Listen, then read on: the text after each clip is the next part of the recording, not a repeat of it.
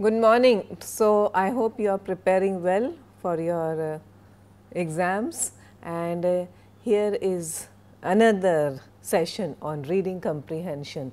So, without wasting much time, let us look at the slide here. I am going to read the passage for you, take down notes. I will also show you the questions, and then today I am going to also show you the answers, the way it is done, okay, for your the way competitive exams, evaluators and assessors, they mark you, or that is the way their thinking process works. So, the way the kinds of answers they are looking for. So, in today's class we are going to look at everything threadbare. So, let us start. Jane Austen's life as a recoverable narrative is almost exclusively a matter of family construction, with authority drawn either from the teller having known her or more tenuously claiming family relationship to her. Such a narrowly deduced documentary basis for any life is inevitably problematic, regardless of how rich the surviving evidence might be, and in Jane Austen's case the evidence is also scarce. She was surrounded by family at every waking and almost every sleeping moment, yet apparently they saw so little. Family makes, inherits and transmits what we know as her life. It is only familial, refracted through the prism of family. Her life is also their lives. Her relationships variously perceived to them and their relationships variously perceived to each other. Through her they live. Through them what we imagine as her life is shaped and circumscribed, even as it is revealed. The trickle of non-family biographies, which became a torrent in the final years of the 20th century, derives as it must from these early accounts. Here is the problem: how is it possible to recognize in their carefully fashioned portrait of a comfortable family member the writer of such startlingly original novels moreover that point up the difficulties and constructions of family identity? Looked at from the other hand, no one would now be interested in the life of Jane Austen if it were not for what she wrote. Though we know we must not, under pain of the crassest naivete, read the novels into the life out of the novels, nonetheless we seek to connect them. The fiction must have a plausible psychogenesis. Answer between 3 to 5 lines. Look at the slide here. Why does the author call the documentary basis for her life narrow?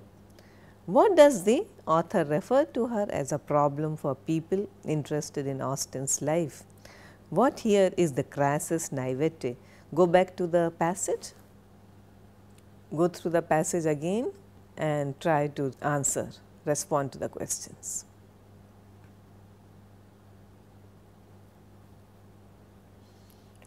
Narrow, problem for people, and what here is the crassest naivete. Okay?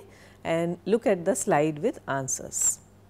The author says that all sources of information on Austen's life are her family. We only know her through what her family chose to let us know of her, which is why the author calls this documentary basis a narrow one. I hope you understand the question. Narrow understanding of Jane Austen. Okay?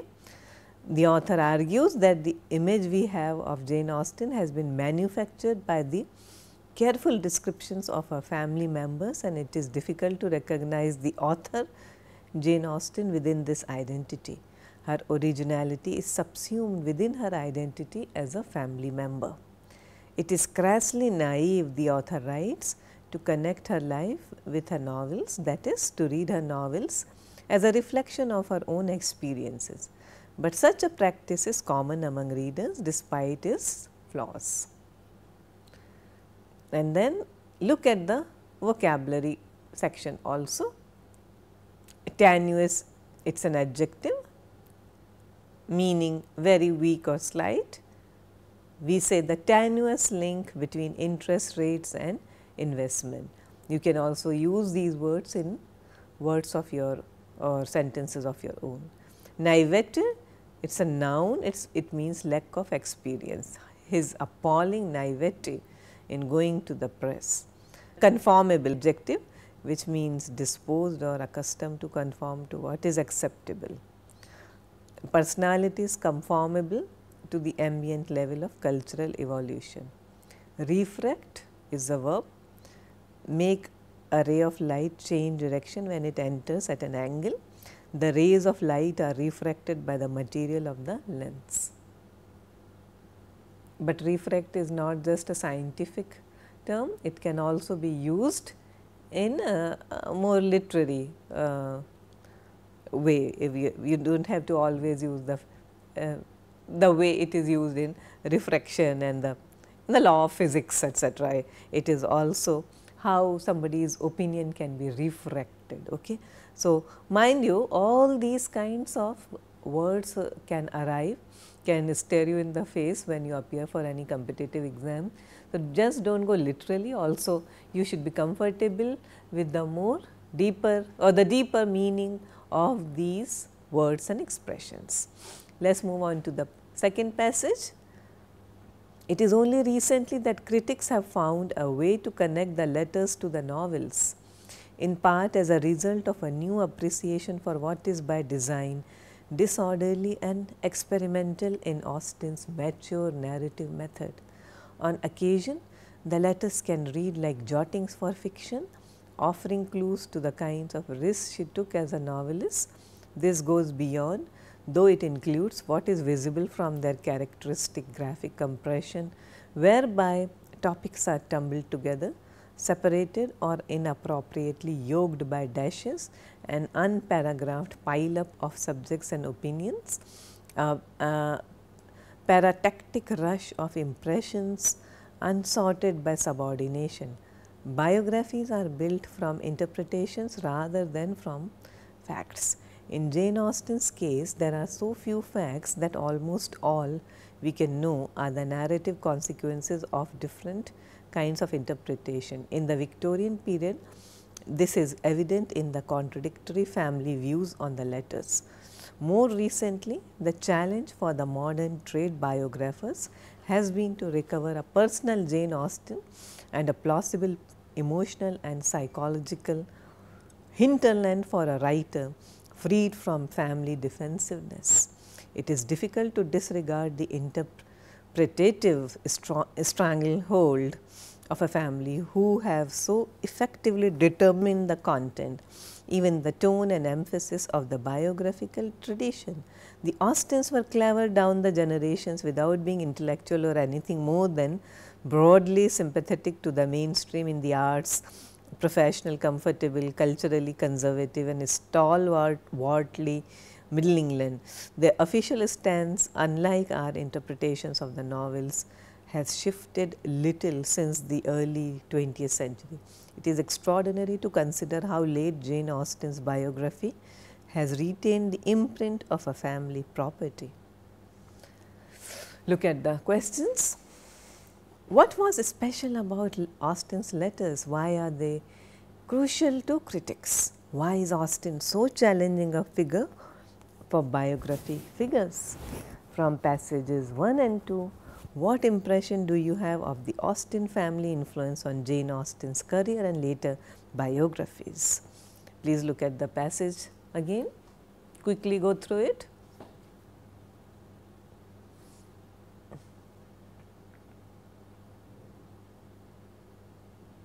These are the questions.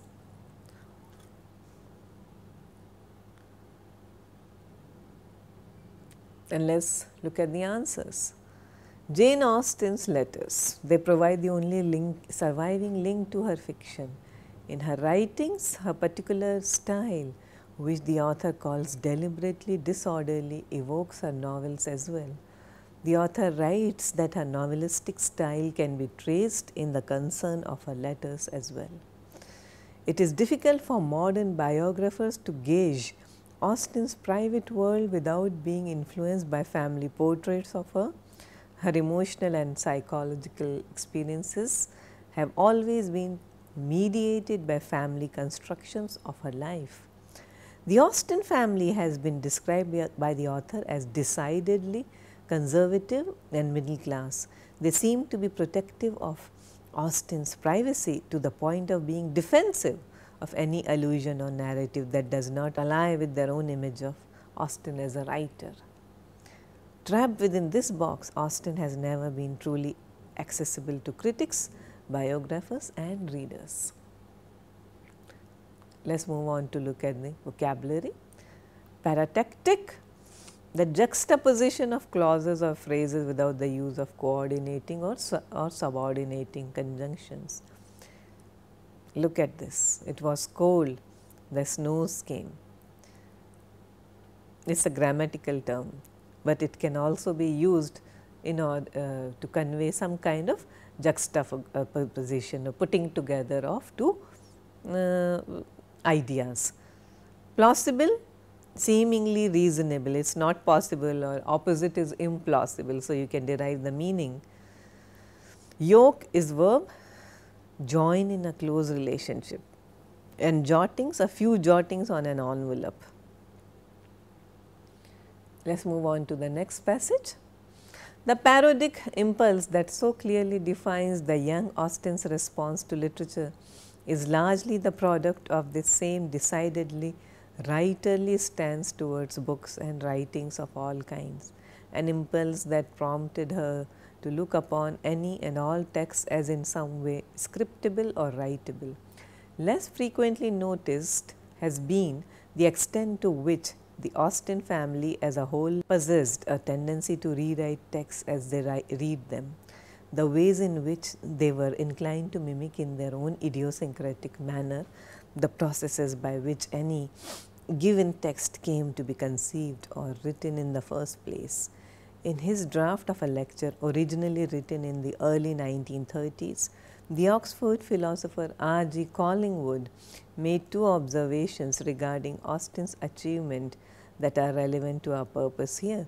The first was to emphasize the degree to which the young Jane Austen's primal instinct for parody was truly remarkable. The odd thing about Jane Austen's nursery output, Collingwood pointed out, is that instead of imitating, she parodies. Her heroines languish and faint not because she imagines real ladies do so, but she regards the languishing and fainting heroine of the romantic novel as a delightfully funny figure, a figure to be treated ironically. The second of Collingwood's germane observations went on to root the impulse underlying even the earliest of Austen's seemingly instinctive parodic expressions in the more immediate context of her family environment. Genius, he paused to note, is not produced in vacuum. On the contrary, it never arises except in social surroundings so exquisitely fitted to produce it that its voice seems almost the impersonal voice of these surroundings themselves. Austen benefited immeasurably from growing up as a member of a large and active middle class family with plenty to read, plenty to do, and a sufficiency of people to talk to. Let us look at the questions now. What was the Austen literary tendency that Jane adopted and perfected in her own novels? Why do Austen heroines faint? R.G. Collingwood writes that genius is not produced in vacuum. On the contrary, it never arises except in social surroundings so exquisitely fitted to produce it. What is he here talking about? Look at the passage again.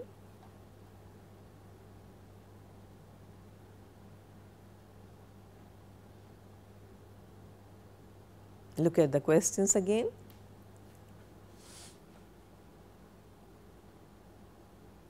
And here are the answers.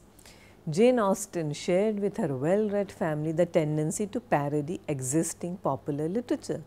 Her genius for parody and her eye for potential ironic imitation is evident in her novels.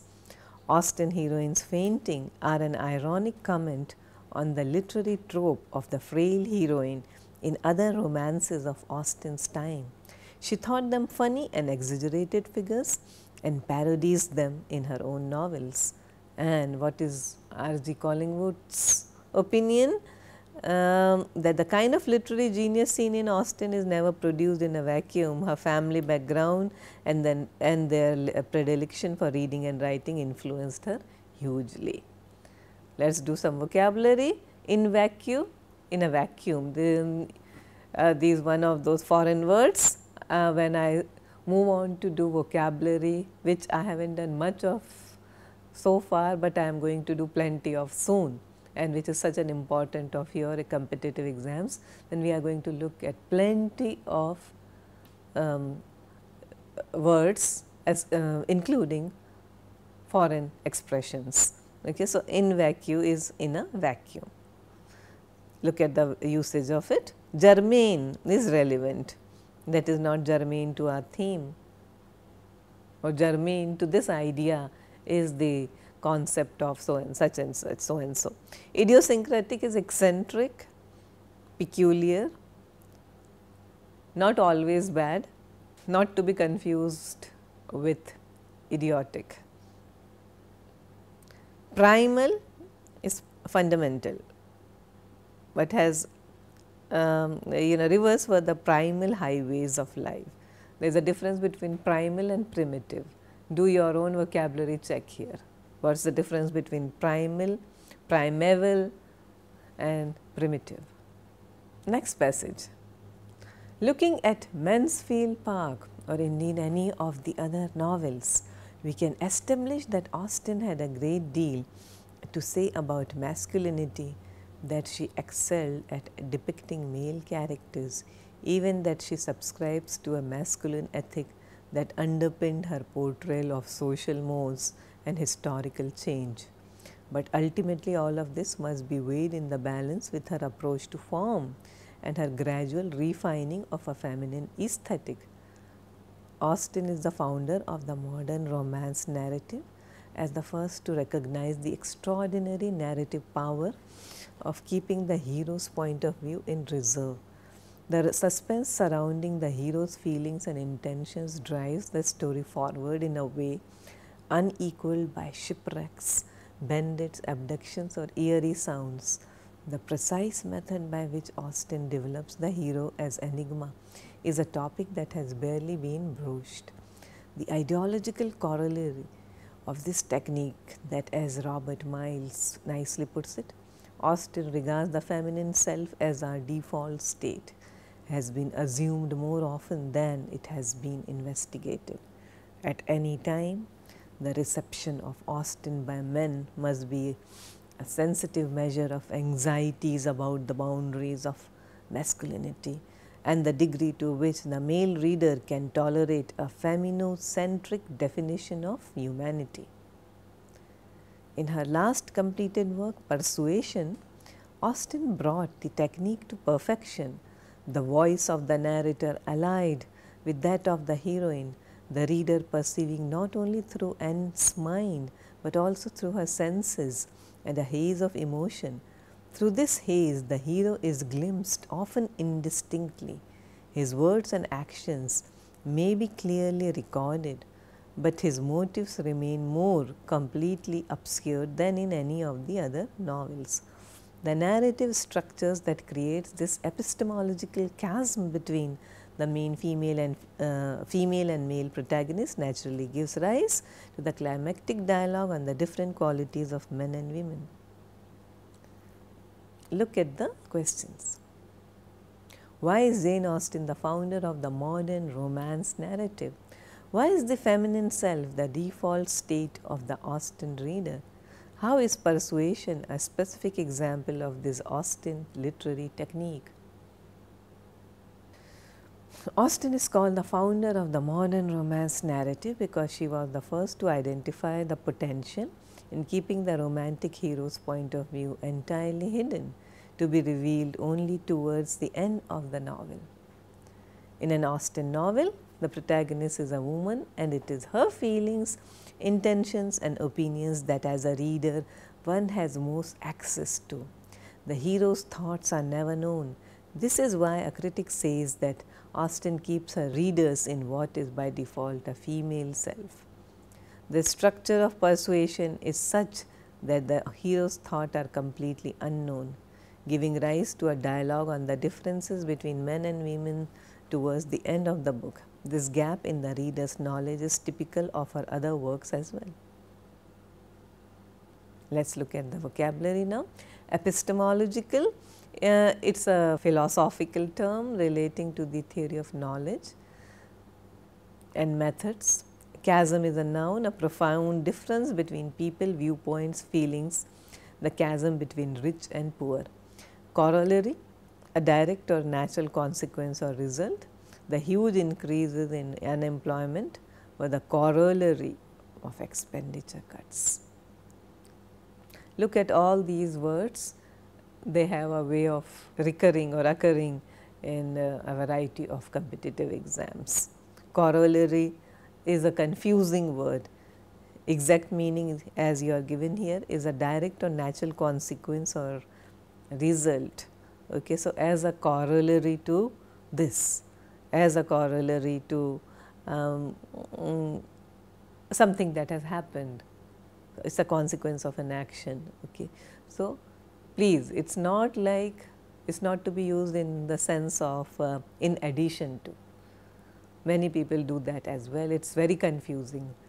Epistemological, what epistemological, it is again as given here, it the distinction between justified belief and opinion. So, look at these are, these are very tricky sounds or kinds of words. They sound like some other words as well. There is every possibility of getting confused, especially in the verbal section of your competitive exam. So, please look up the dictionaries and also look at the related words or words that sound or are spelt quite similar to these words. Next passage. I do not want to play down those aspects of Austen's work which have led many commentators to identify her with a feminist agenda, the most obvious of which is the acute awareness of the financial and therefore social vulnerability of women of her class, which is central to all her fiction. Certainly from the Dashwood sisters, excluded from their intended inheritance by their brother's narrow-minded and selfish wife in her first published novel Sense and Sensibility, to Anne Elliot managing the effects of her father's irresponsible vanity in the posthumously published Persuasion. Austen's heroines demonstrate women's condition, in material terms at least, to be one of precarious dependency. For Austen's financially precarious heroines, marriage with its promise of security becomes the grand feature of their lives. In Mary Wollstonecraft's phrase, and her wealthiest heroine, Emma has to learn that marriage is what she too wants in spite of her early protestations to the contrary. Austen's moral realism is equally critical of individual women for whom marrying advantageously takes precedence over any other motive. But marriage nevertheless remains the grand feature of her novels, as it is of her heroines' lives. Her realism is tempered by romance and essentially conservative form. Happy ever after endings, which conveniently combine material comfort with emotional satisfaction, are her heroines' reward for their moral integrity and for refusing to marry merely for mercenary convenience. Through their very form, therefore, Austen's novels make our pleasure as readers dependent on our acceptance of marriage as fulfillment. We will look at the questions now. Why have some people felt that Austen has an explicitly feminist agenda? Why does marriage become an important thing for Austen heroines? And describe your impression of Austen's moral realism. Let us look at the passage again.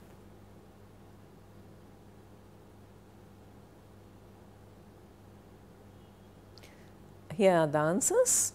Austen's sympathetic and informed portrayal of the financial dependency of women and therefore their social vulnerability lead some people to call her agenda a feminist one. For Austen heroines, who are often in a state of financial dependence, marriages offer security, both social and economic. This is why Austen presents marriage as a solution to her female characters. Despite her awareness of the constant precarious nature of women's lives, she was critical in her novels of women who married solely for financial motives. She instead presented heroines who married for love and were given financial stability as reward for their own moral integrity. Here are your words, word building exercises. Acute, having or showing a perceptive understanding or insight. Shrewd, there is a word called acuity, look it up. Next word, precarious, dependent on chance, uncertain. You balance yourself precariously, it becomes an adverb. Mercenary, related to do with making money at the expense of ethics. There are mercenaries of all kinds. People even fight war as mercenaries. So, the word can be used in a variety of situations. Next passage. Any critique of women's dependency is in constant tension with a perpetuation of the traditional social structures through which that dependency is maintained. Rather than suggesting that women's opportunities might be fundamentally different, Austen's principal heroines use their enlightenment and inspired confidence to reform those structures from within. This coexistence of a feminist awareness with an essential conservatism of an impulse for reform together with a readiness to work within traditional structures is fundamental to Austen's fiction, uncomfortable though that has sometimes been for feminist commentators. Unlike many other female novelists of the period from across the political spectrum, Austen chose not to write overtly polemical fiction. Her novels are not fictionalized case studies illustrating the wrongs of women like those of Wollstonecraft or Mary Hayes, but nor do they contain the caricatures of 1790s feminists, which are also a feature of the fiction of the period. Rather, they engage indirectly with the agenda of conservative reform through their focus on their heroines' moral rather than formal education, on the ethics of domestic life and on the right to romantic fulfillment. In doing so, they inevitably engage with contemporary gender politics, putting the language and ideas of Enlightenment feminism to post-revolutionary effect by representing them in essentially non-threatening ways. Austen takes 1790s feminist ideas into account certainly, but she puts them at the service not simply of individualized fulfillment, but of a conservative agenda of reform, resolving her independent-minded heroine's difficulties through romance and marriage to suggest that a measure of equality and certain happiness can be achieved. Let us look at the questions here. Now, the argument in the above paragraph and write down the answer between 4 to 6 lines. Look at the passage carefully, distill the argument. This is the answer. In Austen's novels, we see heroines who are empowered and confident, but never radical. This is the argument. Despite an awareness of women's particularly disadvantaged social positions, Austen and her heroines never advocate radical social reform, but instead attempt to change things within these structures. The focus is not on formal education, but on moral improvement. In exhorting such as education, Austen foregrounds her conservative political views on the woman's place in a nation. Let us look at the vocabulary here. Polemical is an adjective. Remember all these words ending with al. are adjectives. Something which involves strongly critical or disputatious writing or speech, a polemical essay, that a kind of essay that divides. We have already done when we were doing writing, we will do more writing soon, and remember, polemical essay is a favorite of higher order exams. Remember that something that takes a very strong stand, kind of an ideological stand, and it has it invites argument and disputes. So that is a polemical essay, or that is the meaning of polemical. Conservatism, commitment to, again this is a philosophical and it comes from political thinking. So, commitment to traditional values and ideas. So, conservative way of life, conservative political thought. So, proponents of theological conservatism. Now, caricature is a ludicrous or grotesque version of someone or something. He looked a caricature of his normal self. What does it mean? He was not looking his best, a watered down, okay, or maybe a grotesque is the right word, okay, version or of himself. Perpetuation, continuation or preservation of a situation or idea. We criticize the perpetuation of racial stereotypes. Next passage. Coexistent with Austen's parody is the conviction that popular literature is a genus to be taken seriously. The elopements and scandals, the standard stuff of the minor novels of sensation and romance haunt Austen's major work.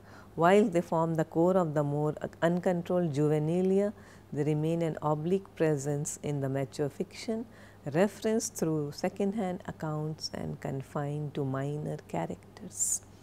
It is ironic that Austen's work, with its unashamed defense of popular culture, should have become the province of a select and refined readership. It is equally incongruous that at the start of the 21st century, such a canonical writer has become reclaimed by a popular audience. Both the novels and the novelists have acquired a cult status, which offers a prime target for parody and invests them with an afterlife susceptible to modern scripting. Never bestsellers in their author's lifetime, today Austen's 6 novels have consistently high sales and are available across the world in paperback and hardcover editions from dozens of publishing houses. Her books have proved sufficiently elastic to suit the full range of modern media.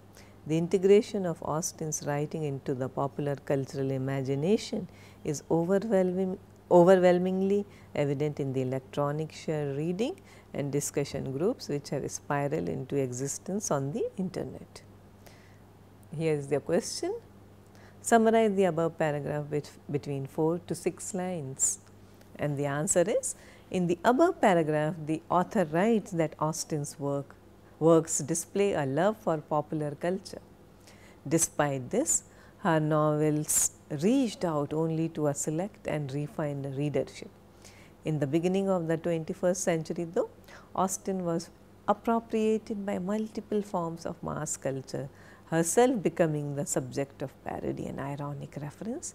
This is more evident now with the rise of internet based reader platforms. And look at the vocabulary here. Oblique, not done directly, okay. He issued an oblique attack on the president. Canonical is belonging to a literary canon, something, you say 100 best books, 100 best writers of all times, making them a part of canon. Cult, a person or thing that is popular or fashionable among a particular group or section of society.